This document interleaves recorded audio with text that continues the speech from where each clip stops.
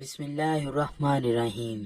ایک دفعہ کا ذکر ہے کہ ایک بندہ حضرت علی شیر خدا کے پاس حاضر ہوا۔ اس نے ان کو سلام کیا، آپ نے اس کا جواب دیا۔ وہ شخص کہنے لگا، اے امیر المؤمنین، وہ کون سا گناہ ہے جس کے کرنے سے ہمارے رزق میں کمی آ جاتی ہے؟ اس بندے کی بات سن کر حضرت علی نے ایک حدیث پاک بیان کرتے ہوئے فرمایا، 5 ایسے گناہ ہیں جو بندے کے کرنے سے اللہ تعالیٰ اس کے رزق میں کمی کے ساتھ ساتھ اس کو دنیا و آخرت کا عذاب بھی دے دیتا ہے۔ اگر ہم دنیا و آخرت میں کامیاب ہونا چاہتے ہیں تو ہم کو ان 5 گناہوں سے ہر صورت میں بچنا چاہیے۔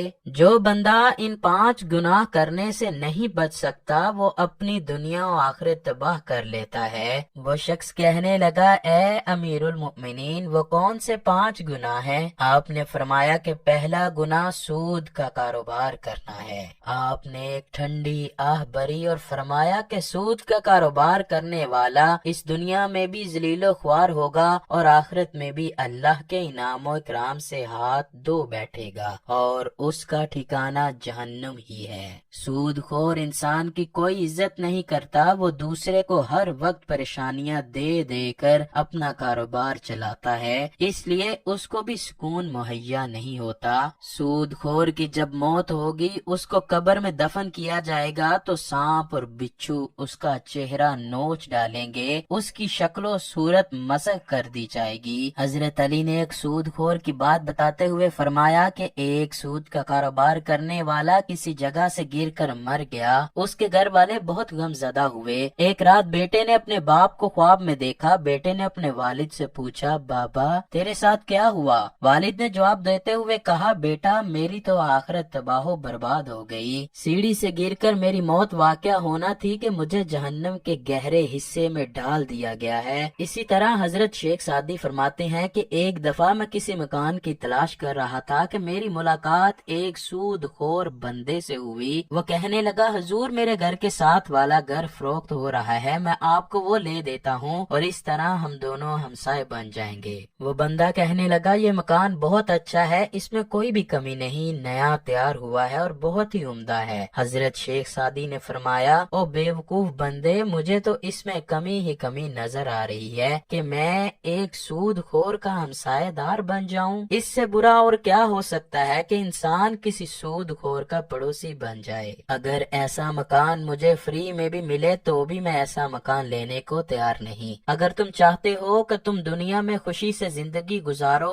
لوگ تمہاری عزت کریں، تو سود کا کاروبار کبھی مت کرو۔ حضرت علی فرمانے لگے کہ دوسرا بڑا گناہ یہ ہے کہ کسی کی بیٹی پر کوئی تہمت لگانا۔ اللہ تعالیٰ کا فرمان ہے، جو کوئی نیک عورت پر تہمت لگاتا ہے اس کی دنیا و آخرت تباہ و برباد ہو جاتی ہے۔ اور فرمایا کہ تم کسی کی بیٹی سے شادی نہیں کر سکتے تو اس پر کبھی تہمت مت لگاؤ، کیونکہ اس کے بوڑھے باپ نے سارا دن محنت مزدوری کر کے اپنی بیٹی کو جوان کیا، اس کی تربیت و پرورش اچھے طریقے سے کی۔ اب اس کی بیٹی جوان ہوئی تو علاقے کے لوگوں نے اس کا رشتہ لینے کی بجائے اس پر تہمت لگانا شروع کر دی۔ اس سے بڑی اذیت کسی باپ کے لیے بھی کوئی ہو سکتی ہے بھلا؟ اگر تم چاہتے ہو کہ اللہ تعالیٰ اس دنیا و آخرت میں تمہیں بہتر صلہ دے تو کبھی بھی کسی کی جوان بیٹی پر تہمت مت لگاؤ۔ اگر تم کسی کی بیٹی پر آج تہمت لگاتے ہو تو وہ گھوم پھر کے کل تیرے سامنے ہی آئے گی، اس لیے ہم سب کو ایسے گناہوں سے بچنا چاہیے۔ پھر فرمانے لگے، تیسرا بڑا گناہ یہ ہے کہ یتیم بچے کا مال کھانا۔ جو بندہ کسی یتیم بچے کا مال کھاتا ہے تو اللہ اس کے سارے نیک اعمال ختم کر کے اس کو دنیا و آخرت میں رسوا کر دیتا ہے۔